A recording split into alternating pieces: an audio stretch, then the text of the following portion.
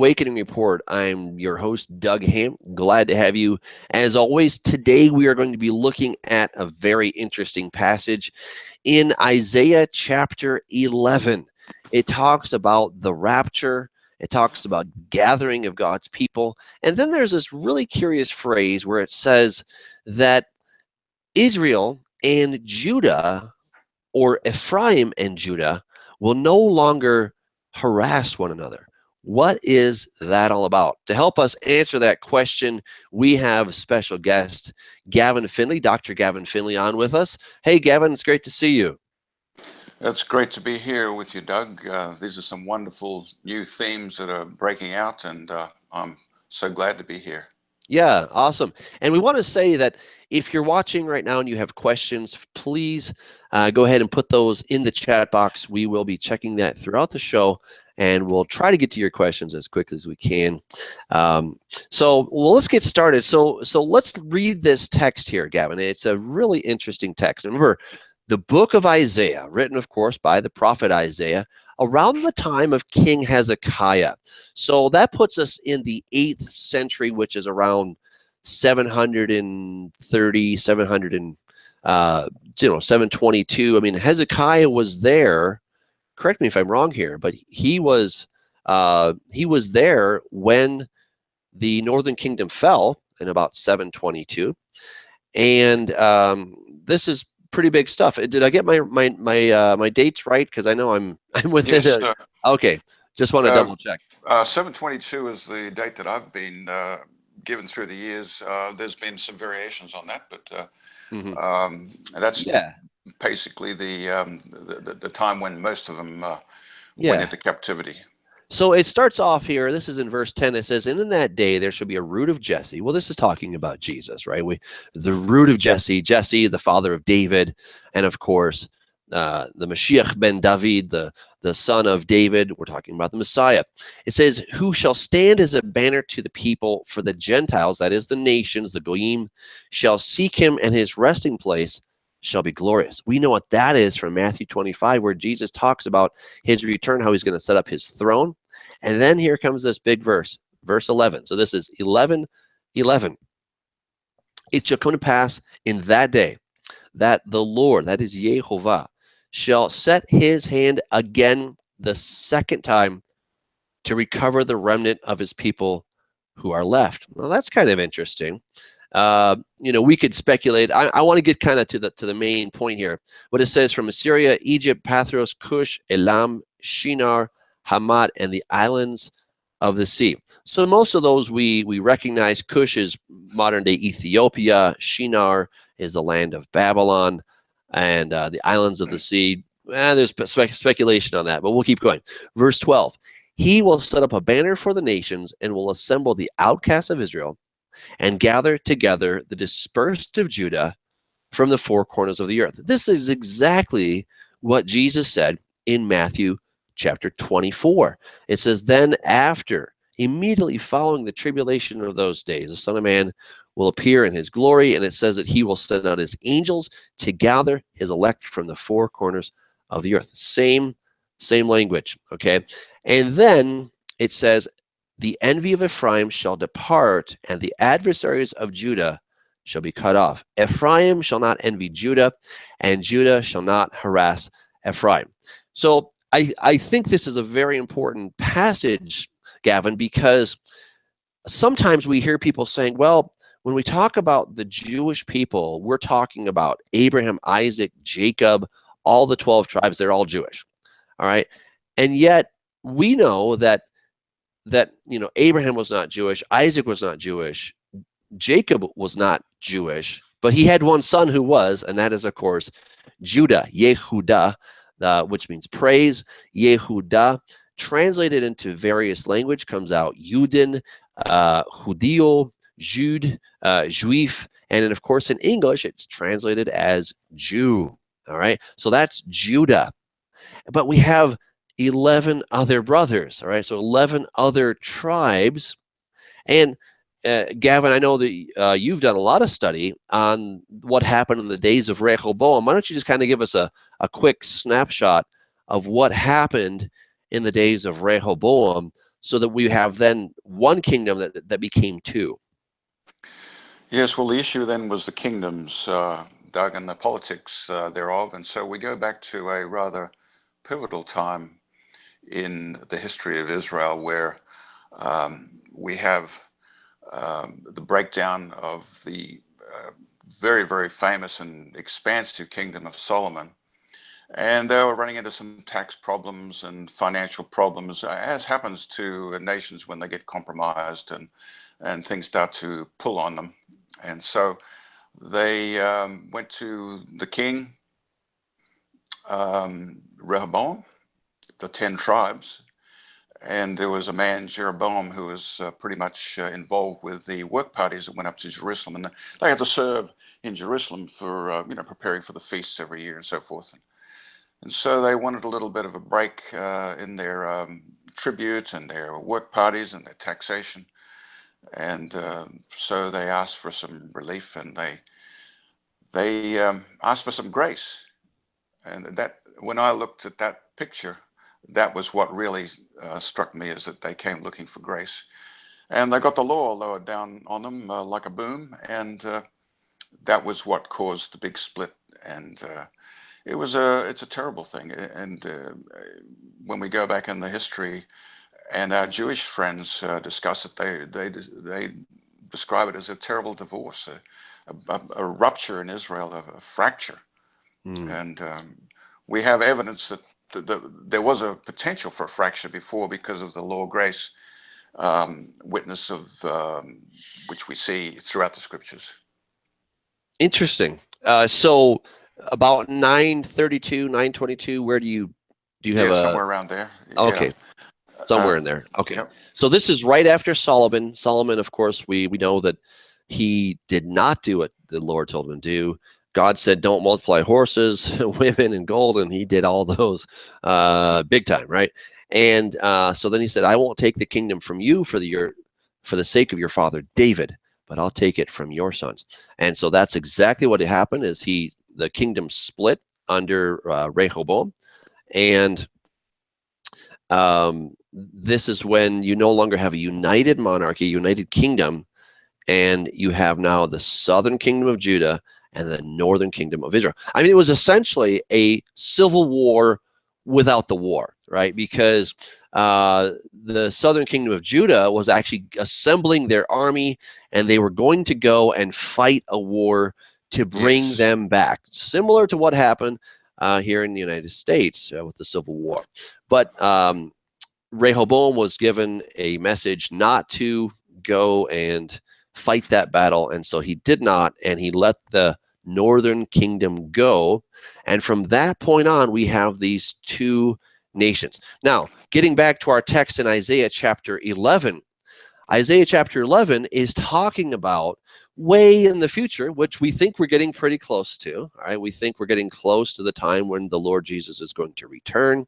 He will gather. Some people call it the rapture, however you want to do that. But it's a future event. Okay, he has not come back yet, despite what some of our preterist brethren tell us. Jesus did not come back in the dust clouds of the Roman army. He is yet to come back, and when he does, it's going to be glorious. It's going to be a great time. But there'll be some a little bit of butt kicking to do when he comes back. So basic house cleaning. Anyway, that text there in Isaiah chapter 11 is talking about something future. So the question then comes up, what is it talking about when it says that he will assemble the outcasts of Israel and gather together the dispersed of Judah from the four corners of the earth? Like I said, that's what Jesus says in Matthew 24. And then verse 13, the envy of Ephraim shall depart, and the adversaries of Judah shall be cut off. Ephraim shall not envy Judah, and Judah shall not harass Ephraim. All right, so let me just lay a little bit more context for this. Again, as I said, some people believe that when you say Jew, you're just talking about ancient Israelites in general.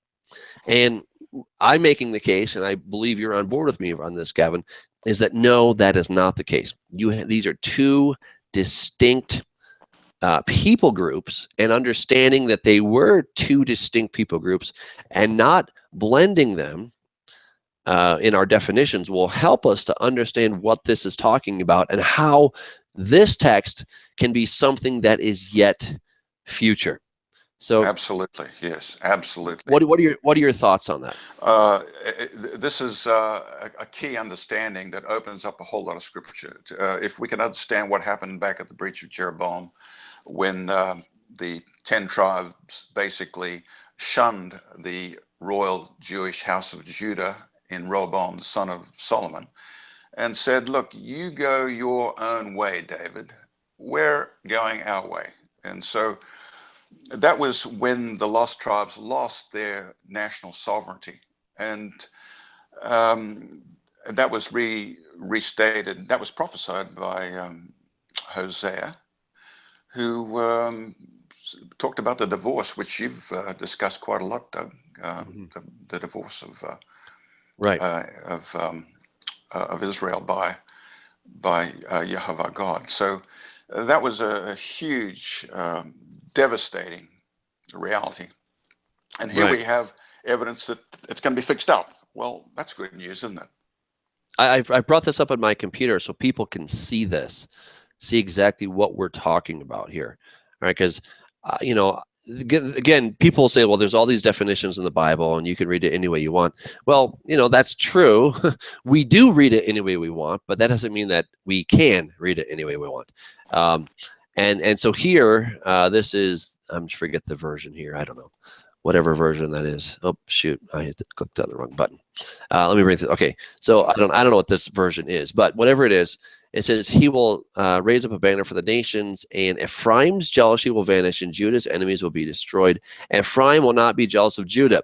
So, Gavin, how could some of our Messianic brothers and just average Christians, how do you suppose they would explain this if we're going with that idea that Jew equals Israelite, Israelite equals Jew? I mean, what do we do with this text right here? What are your thoughts on that? It doesn't fit, does it? And so basically, we've got to go back to review what we think that we know about what happened way back when, and the issue as has been brought to us by two wonderful authors who have researched this matter, Yair Davidi and Stephen Collins, is that the 10 tribes went their way and they went west, and the house of Judah remained as the royal tribe. And that split has not been reconciled yet. So it's going to be, there's going to be a wonderful restoration reunion at the close of the age. And God has all this on his agenda to do. Okay, let's talk about that, Gavin. You're suggesting, and I agree with you, but just for argument's sake, I'll kind of maybe take the other position.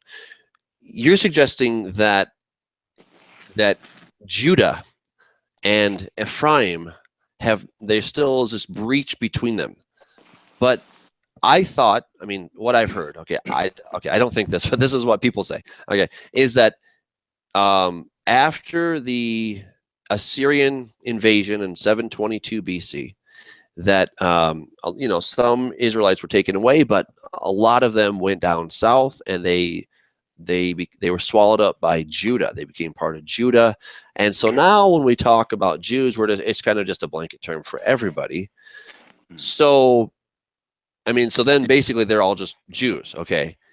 But you're saying that no, that's not the case. There's still this wedge, this breach between them. How can that be when all we see today are the Jews? I mean, we don't know where these other tribes are. So how would you explain that? Yeah, well, you hit the nail on the head there, Doug. All we see today is a Jewish house. And now the Apostle Paul talks about a partial blindness that's in Israel. So we always assume that that's the Jewish blindness to their Messiah. But maybe if we are part of the lost house of Israel, then we're partially blind as well. So, and then the other issue is, as you alluded to, what happened after the Assyrian captivity. there was a huge numbers of the lost tribes that were far outnumbering the house of Judah.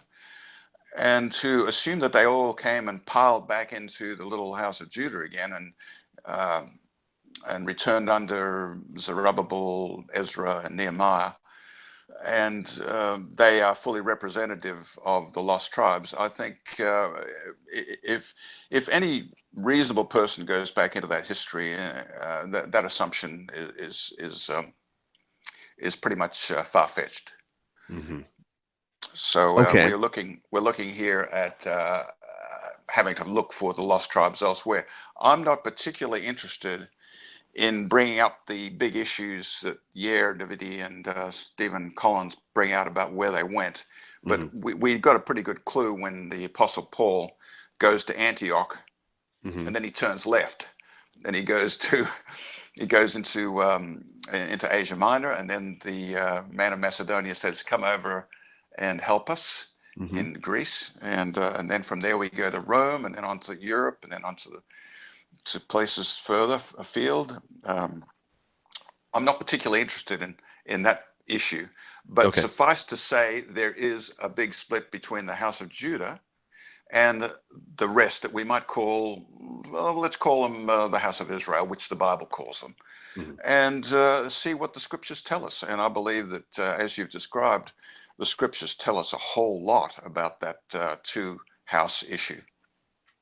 Now, some people, let's take our Messianic brethren, Messianic Jews. If you talk about two-house Ephraim, they get very uncomfortable very quickly, and they would denounce this as heresy. Why do you suppose, and I know that you've had some experience with that as well, you one time presented a paper or some ideas at a conference, and you were shut down pretty quickly. Kind of tell us about that experience. What happened? I think that we've got a status quo situation which is pretty well entrenched. And when you think about it, Constantine went and corralled the church back in 325 AD at the Council of Nicaea. And we've been hammered into the idea that we are the church and Israel is Israel. And so that's our mindset at the moment. And so from the church point of view, we are not willing to accept that there's any Israel connection to either the West or to the evangelicals. But, and then over in the house of Judah, they do carry the scepter and the national connection to Israel. And they are right in saying, look, you've got to give us a little bit of respect here because we carry the scepter for all of you.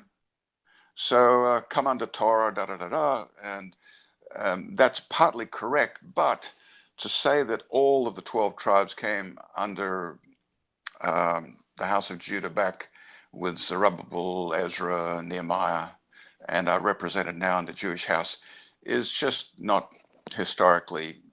It's not a faithful work historically. Okay. So well, what about Anna, who was in the temple, and she's from the tribe of Asher? That's very, very interesting, isn't it? I think we had representative token elements of the lost 10 tribes in Judah. I mean, Paul was a Benjamite, and then we have elements of Levi and probably lots of others as well that came back and stayed with Judah. But as far as them being representative of the tribes that basically were lost and went west, is probably not really a valid a valid assessment of the situation. Okay. When you say lost, do you mean that they kind of got lost in the woods, that kind of lost, and they don't know where they are now, and they're somehow, maybe they're stuck on the other side of a mountain, and they just need to be found, and we're going to find 100,000 Asherites or Oh, you mean the National Geographic History Channel version of the Lost Tribes? Well, I mean, that's how it's that's a little presented bit, sometimes, you know, that yes. there are these pockets of these other, you know, Yeah, that's 10 or rather 11, you pitiful, know, isn't 10 it? Those tribes little out there. tiny, there's little tiny amounts that they go and say, oh, this might be a possible da da da. But no, I think when we come to the end of the age, we're going to realize it's a much bigger story than that. Okay. But again, I don't want to sort of emphasize that because of the concern I have for national hubris coming in and say, you know, just like with British Israelism, to say, Mm, oh, we are German Israel, or mhm, we are mhm, American Israel, or we don't need that. But it's probably best that we consider ourselves Gentiles, but we can take a step closer by saying, let's look at this Commonwealth of Israel issue that the Apostle Paul mm, refers to, and recognize that our national connection to back to Judah again comes in the new covenant mhm. through Messiah, who is the lion of the tribe of Judah, the Jewish tribe of Judah. So there's Well, some let's big. get back to let's get back to our text really quick here. So again, this is in Isaiah chapter 11. I'm going to screen share this one more time so that people can see it. Let me just pull this up really quick here, because I think this passage answers a lot of the questions that we're getting at, and I think one of the major answers that we're looking for is, okay, we I think, you know, you and I have established, I think fairly well, that we have two different groups. We have Ephraim and Judah. They're not the same group, okay? And this is a text that is dealing with the future, okay? Ephraim's jealousy will vanish. Judah's enemies will be destroyed. Ephraim will not be jealous of Judah, nor Judah hostile toward Ephraim. So this would make sense in the days of Isaiah, because they were fighting against one another, and yet, you know, when we see that he is going to assemble the exiles of Judah, or excuse me, of Israel, and assemble the scattered people of Judah from the four corners of the earth, as we discussed already, this is Matthew chapter 24. I'm just going to pull that up. I love to prove things to people, because I get people all the time, they say, well, it doesn't really say that. Well, you know, so I'm always trying to footnote my stuff so that you can see it for yourself. So let me just pull this up really quick here. This is Matthew chapter 24. Matthew 24, and it says, verse 29, immediately after the distress of those days, the sun will be dark and the moon will not give its light. The stars will fall from the sky, and the heavenly bodies will be shaken. Then will appear the sign of the Son of Man in heaven, and then all the peoples of the earth will mourn when they see the Son of Man coming on the clouds of heaven with power and great glory. And he will send his angels with a loud trumpet call, and they will gather his elect from the four winds from one end of heaven to the other. So this is the same thing that we were just examining in Isaiah chapter 11. Let me just go back there really quick, all right? So here we have, he will assemble the scattered of Judah and Israel, of course, from the four quarters of the earth. It's the same thing, right? So with that in mind, that this is a future context passage, we have to ask ourselves, well, Ephraim jealous? You know, Ephraim and Judah, they're jealous of each other. They're hostile toward each other. So I think what this helps us do, Gavin, is that we first of all rule out that Ephraim, that is the northern kingdom, was not simply swallowed up by Judah. Because if we're just talking about the Jews, then this one makes sense. How are the Jews hostile toward each other? They may not always like each other, but they haven't been that bad toward each other that, you know, that we get a verse in the Bible. Um, you know, this is two different entities that are at odds with one another, and we're told that in the future that will no longer be the case. Yes. So the question then, in my mind, is what hostility, what jealousy are we talking about? If we think of the last couple thousand years, you know, since the departure of Ephraim, have we seen any hostility or jealousy from one toward the other? Can you think of something? Yes. Basically, these scriptures are just jumping out with all sorts of different pointers along those lines, Doug. I mean, when when the lost house of Israel lost their sovereignty, they lost their national identity. They lost their king, their kingdom. And then as a result of that, they went looking for political cover and lovers, and they rose up their own kings, more or less as a substitute from for Judah and the scepter, which is in Messiah. And so, that led to some jealousy, because the Jewish house, they know who they are. They've got the language, they've got the scepter, they've got the connection to the throne of David. And what do the lost tribes have? They're just wandering through the mists of their Celtic past, getting involved in all sorts of magic and paganism in the dark forests of Europe. And I mean, they're basically a mess, and they've lost their sovereignty, and so they're jealous. And here it is, 1,000 years ago, their jealousy comes to a boiling point with the Crusades. And where do they go? Do they go to Spain to kick the Muslims out of Spain? No. Do they go to the Balkans to kick the Muslims out of the areas in Eastern Europe? No. They go to Israel, and they set up a king, Godfrey de Bouillon, the French crusader, and they make him king of Jerusalem. So the Chinese didn't do that. The Africans didn't do that.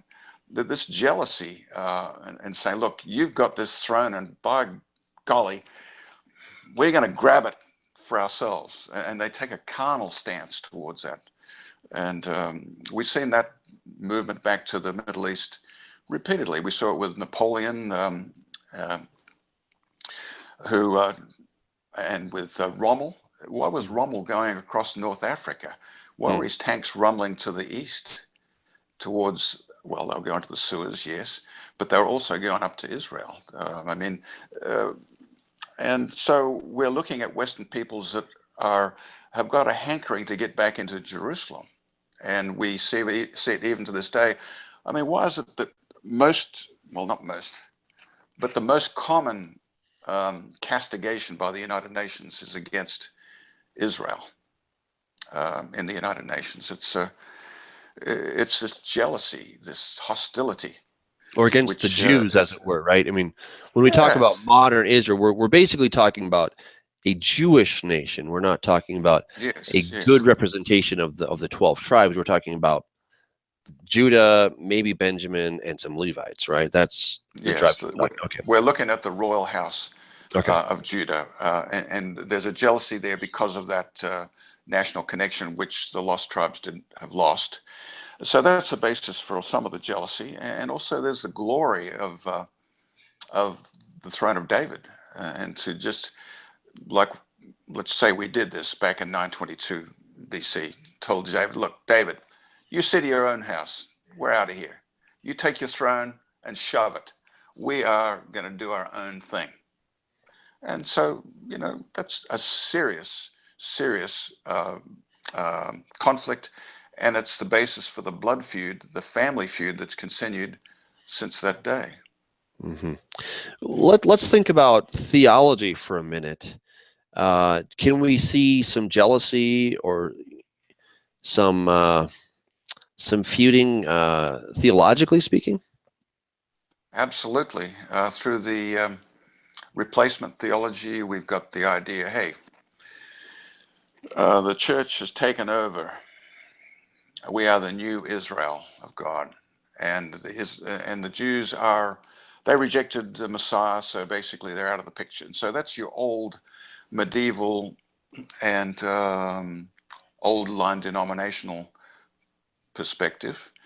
Of course, when the evangelicals came out and get into their Bibles after the 1500s, 1600s, the awakenings in the English-speaking world, that was not quite palatable for them. So they came up with a dispensational theology in which they said, look, well, Israel's not thrown under the bus, but they're in a separate compartment. So we're not going to define what that compartment is. We'll just say that's a dispensation for them, and we have the dispensation of the church. And so we got a dispensation of Israel, Jewish house, and we are the dispensation of the church. And the word church just means, it's a generic term, just means assembly. So we can make it whatever we want it to be, you see. So we've got the basis for a real wrangle right there, haven't we? Mm-hmm. Okay, so if we think about it theologically, we've had, so Ephraim, just to be clear, Ephraim, you're basically saying that Ephraim would be people from the nations. How do you get to that conclusion? Like, how do you go from these 10 tribes that were specific people to now them being the church? Like, how do we make that leap? The Ephraim connection is an interesting one, Doug, because it seems, and you know more about this than me with your Hebrew studies, but it seems like Ephraim in the scriptures was pretty much a handle for the lost tribes, although it is also a handle for a specific tribe, one of the two sons of Joseph. Mm-hmm. So there's some interesting connections there, but you're asking a real good question there. How do we make the jump to the church?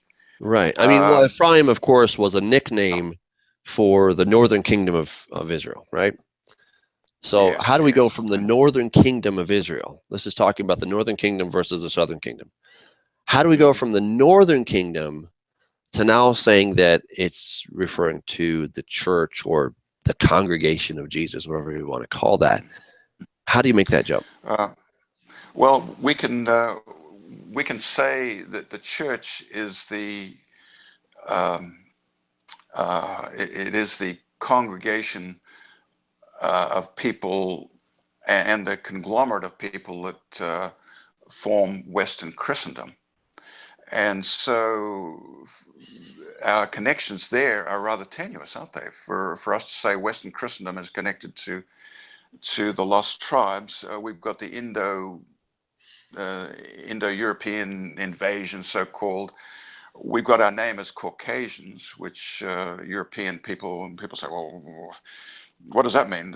Does that mean we're from the Caucasus Mountains? Well, maybe so, you know. So then we've also got Jesus himself. He says, look, I go to the lost sheep of the house of Israel. And then when the Apostle Paul goes on his missionary journeys, he heads straight into the West. So we're looking here at some tenuous connections, but it would be nice to have something really solid, wouldn't it? That we could Sure. hammer home in a big way. Yeah, I mean, you know, kind of on this topic, it seems to me when we think of Hosea chapter 9, I'll start with Hosea chapter 8. Looking at verse 8, it says that Israel is swallowed up. They are now among the nations, like a vessel in which is no pleasure.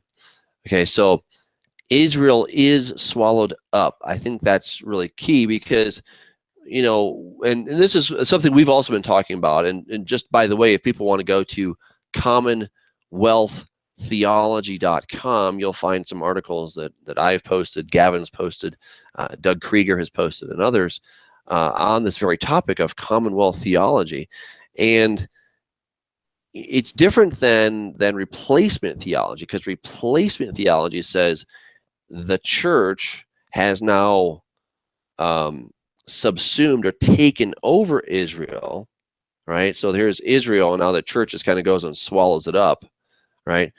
Well, Yes. what we're saying is that no, Israel, like a drop of wine dropped into a bucket of water, right? So if I took a drop of wine and I dropped it into my cup of water, right, you'd know where it went, right? But it would be impossible to get it out. It would be completely mixed.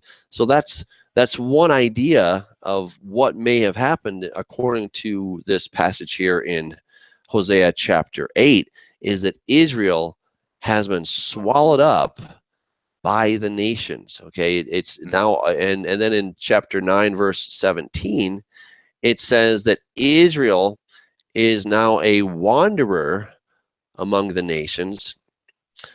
And that's, of course, a very powerful passage. In 9:17, it says, "My God will cast them away because they did not obey him, and they shall be wanderers among the nations," among the Gentiles or the nations, okay, the peoples. So, they're out there, but, when people get cast out, when they are become part of the other nations, generally what happens? Most of them don't become gypsies. They just tend to, it's like America, the great melting pot, right? That's kind of the idea, is the melting pot. And that's essentially that's what we're at least speculating on here, is that they have been swallowed up. They've been kind of melted in and amalgamated with the nation, so that when we talk about the church, as it were, we're making this connection that they are Ephraim, or they at least are representative of Ephraim, of those of Ephraim who now believe are in we call the church. Okay, so there really is it's a different way to look at it. It may not sound like it's that different than replacement theology, but I'd say it's very different than replacement theology, because replacement theology says, well, you Jews or Israel, you guys blew it, so now we get our turn, and all those promises made to you guys are now transferred to us.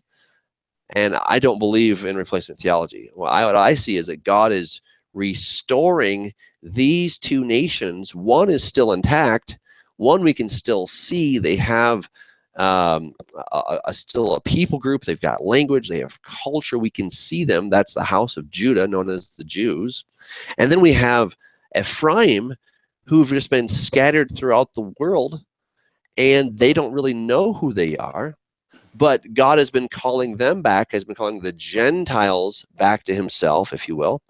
And as they come into that relationship with Jesus, they're now part of the commonwealth of Israel, right? And, I think this is something, you mentioned it earlier, Gavin, that blindness in part has happened to Israel until the fullness of the Gentiles is brought in. And I think, both of us, we were kind of just chatting about this earlier today, there in Romans chapter 11, where Paul is talking about this blindness. And, I used to just always think, well, he's just talking about the Jews, right? That, the Jews can't see anything, and, their eyes are darkened. They just can't see it. But we Christians, we can see it, right? We can really make sense of all this stuff. But too bad for those Jews. That was essentially how I used to read that. And then when I read it again a couple years ago, I was like, oh my goodness. So this is Romans 11:25. Paul says, "For I do not desire, brethren, that you should be ignorant of this mystery, lest you should be wise in your own opinion." See, I think that's where I was. That's where many of us were. We were wise in our own opinion. That blindness, in part, has happened to Israel until the fullness of the Gentiles come in. So when he's talking about Israel here, he's not talking about the Jews only. I believe that he's talking about the entirety of national Israel, or the entirety of the children of Israel. That is both houses, all right? And when you read it that way, it's like, oh my goodness, I have nothing to boast about, because if I'm part of Ephraim, if I've been brought in, then I was just as blind as some of my Jewish counterparts are, right? I mean, this blindness is over all of us. And let me just add one more thing here, because people sometimes get hung up on, well, is this a genetic thing? Well, I suspect it might be, but that I don't believe is the most important thing to focus on, because was it a genetic thing when God took Israel out of Egypt? Absolutely it was. Okay, it truly was. And yet it wasn't, right? Because there were a lot of Egyptians, called the mixed multitude, who also came out among them, and they were simply added to their number. We never hear about, so and so the Egyptian who really shouldn't be here, but he was just added in. he became part of the Commonwealth of Israel. And then you have other people like Korah, who was genetically in, yet he was spiritually out, right? So I think it is in part a genetic thing, but I don't think it's wise to focus on that, nor is it necessary, because it always comes down to a personal decision, a personal choice to follow God and to have his kingdom residing here in your heart, and not just your feet are planted in his kingdom, but his kingdom's planted in your heart. And I think that's really an important part of it. So Yes. yeah, go ahead. I attended the Mystery of Israel conference up in Cleveland about 3 years ago, Doug, and a very wonderful speaker there, Phil Haney, brought out the element of adoption, and how adoption is the spiritual entrainment in which God's Spirit draws people into certain flows. And yes, that can flow in genetic ways, like the river flows in a riverbed. But there are times when the river overflows its banks, and then the river extends out a mile away. Is it still the Mississippi River? Is it still the River of Jordan? Yes, it still is, but it's extended out beyond. So there's been an adoption going on here. And when you look at what happened with the children of Israel at the foot of Mount Sinai, and they were adopted. They were adopted by Yahweh God. And it wasn't as if he went and grabbed all their DNA and just stamped it on that particular time. This was a spiritual entrainment in which the people were entrained. And so those Egyptians that you referred to were entrained into the spiritual flows of Israel, and then they basically became Israel. And it was lost. Their past genetics was lost in the flow of Israel. And so this entrainment, this adoption, in the medical realm, we have the case of medical students adopting the mannerisms of their tutors and the people that are instructing them in medicine. So this idea of entrainment, it comes with our animals too. There's certain animals that come from certain countries. The German Shepherd has got a certain character trait that was entrained in the German Shepherd from the German people. The French Poodle, I mean, on and on it goes. This idea of spiritual entrainment and adoption, it goes along with genetics. It doesn't. It doesn't. Well, it can counteract genetics, but it tends to flow in the riverbed of genetics, so that people who have forgotten their roots can sometimes remember them. You know, like you might go to a Scottish festival and suddenly you remember, my goodness, I'm a Finley, and and that's a Scottish name, and so we've got this this concept of adoption that is unfortunately um, forgotten as we concentrate on DNA, genetics, and race. That's the very thing that God wants to take away from us, because that's why he threw us in amongst the Gentiles, because he said, look, I'm the Apostle Paul. I'm not even going to tell you where you came from. I'm not even going to unravel a ball of wax about the lost tribes. The Apostle Paul doesn't refer to it except in Ephesians 2, where he talks about what he talks about. So the adoption issue is paramount and not to be forgotten. And let me just read that. So this is Ephesians chapter 2, verses 11 and 12 and a few others. Therefore remember that you, once Gentiles in the flesh, who were called uncircumcision by what is called the circumcision, the Jews, made in the flesh by hands, that at that time you were without Christ, being aliens from the commonwealth of Israel and strangers from the covenants of promise, having no hope and without God in the world. But now in Christ Jesus, you who were once far off have been brought near by the blood of Christ. So the way that they're brought back in is by the blood of Jesus. There's no question about that. For he himself is our peace, who has made both one.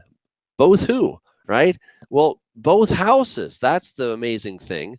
When you say both, what are we talking about? We're talking about the Jews, the house of Judah, and Ephraim. And this is what was prophesied throughout the entire Bible. I mean, that's so amazing. All the prophets, I can't think of any exceptions. All the prophets talk about this restoration of these two houses. It's simply incredible.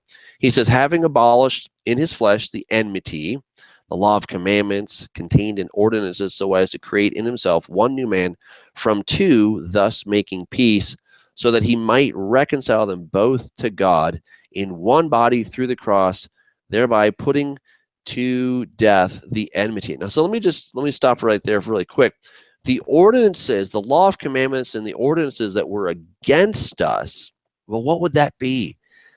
And so, what it says in Scripture, Gavin, is that when if a man has a wife and he finds some sexual impurity in her, that he can give her a certificate of divorce and he can send her out of his house.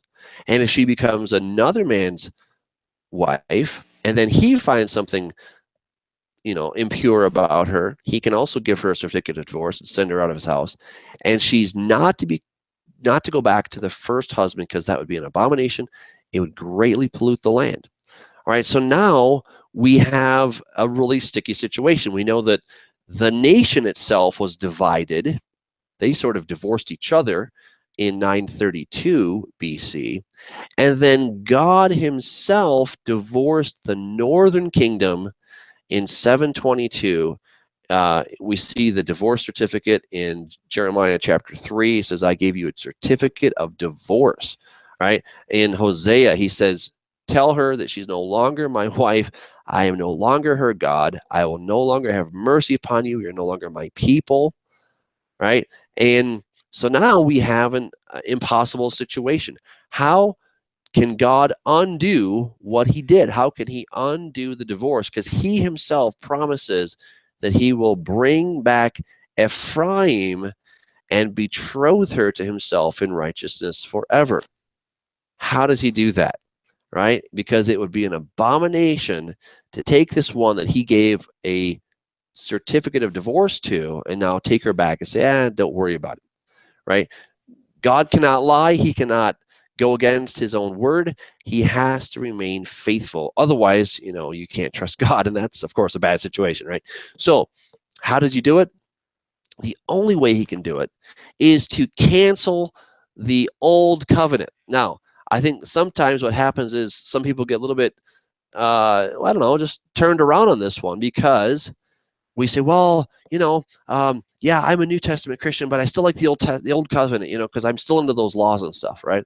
And I think this is where some of our fellow Hebrew roots or Messianic type believers get a little bit turned around, because we want to hold on to the old covenant and yet be new covenant.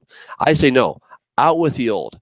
I am not part of the old covenant in any shape or form.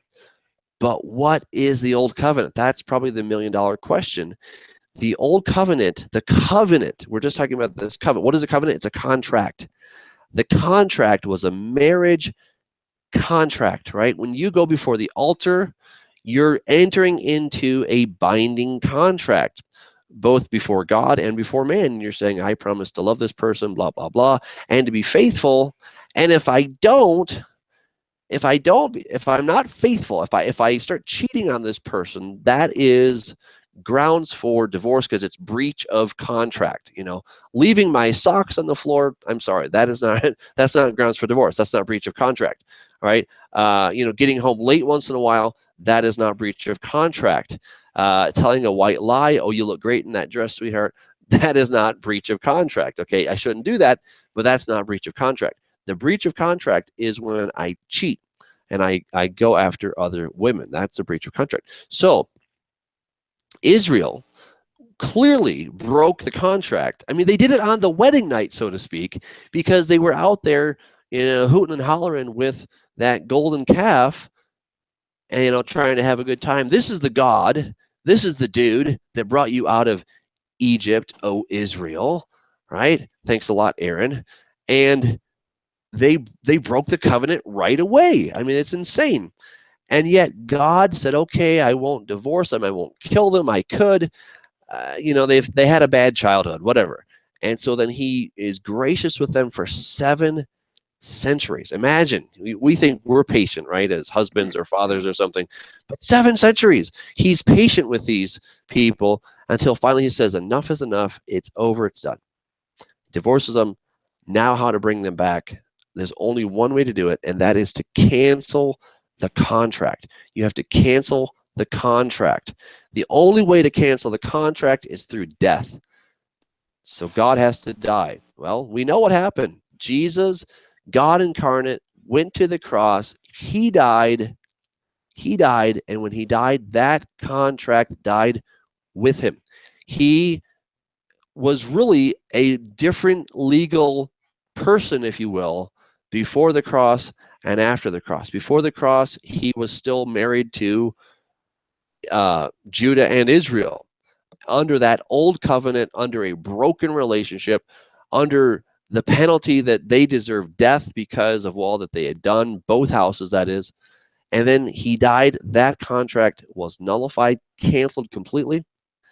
And now he, having risen again, he's a new man, she's a new wife, and now we have a new contract. The Torah, the instructions of God don't change because he doesn't change. And his instructions, of course, are perfect.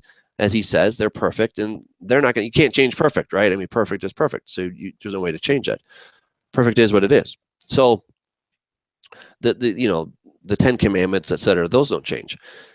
So we are new covenant Christians. We're not trying to go back to the old covenant. We're not trying to hold on to that. We're going to keep the Torah, of course, but we're not going to go back to that.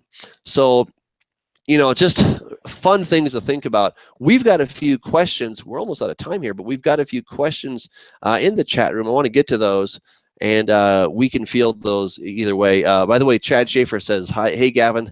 So that's pretty awesome. So here's a question. This is from John Padilla.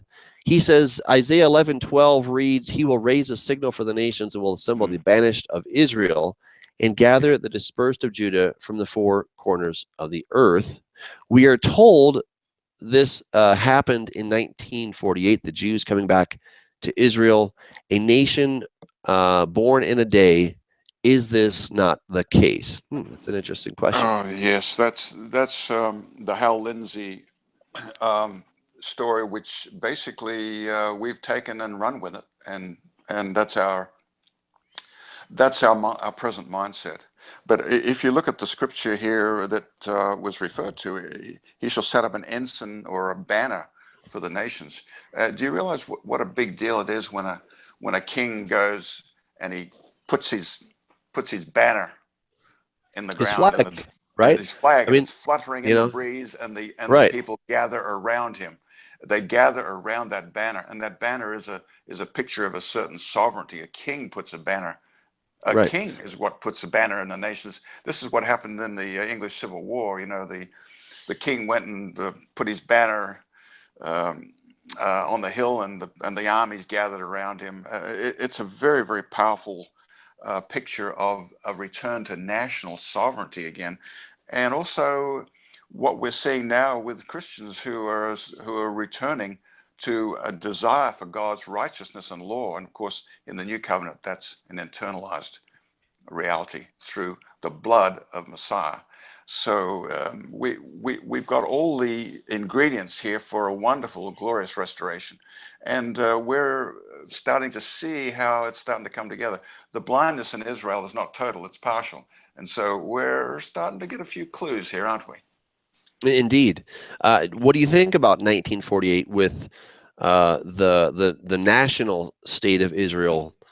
Is that a fulfillment of prophecy? Is that a partial fulfillment of prophecy? I go back to the Valley of Dry Bones, Okay. Doug, and you can see where the bones start rattling, coming together. people talk about a rattling sound. They think, oh, World War I, the machine gun, you know.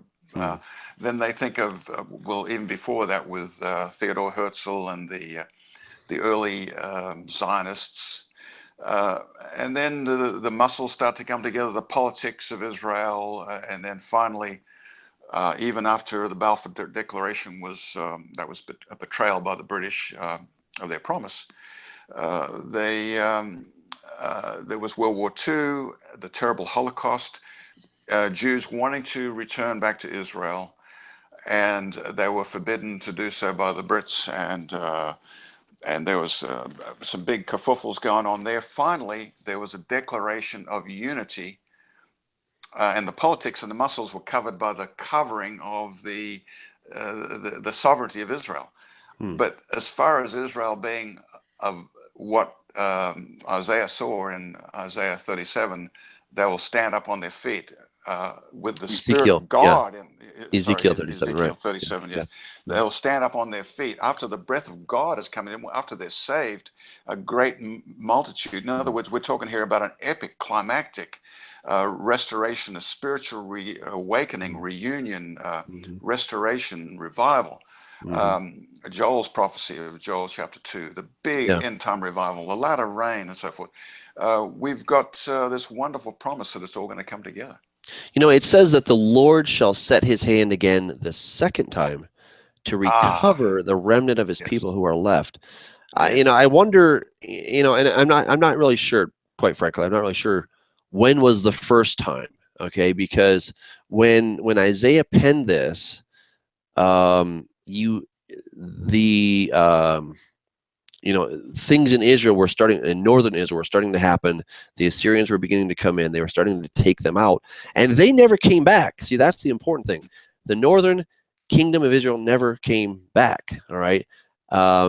We then have, of course, the southern kingdom of Judah. They are exiled, and they're brought back from their exile in 536, something like that, 516, depending.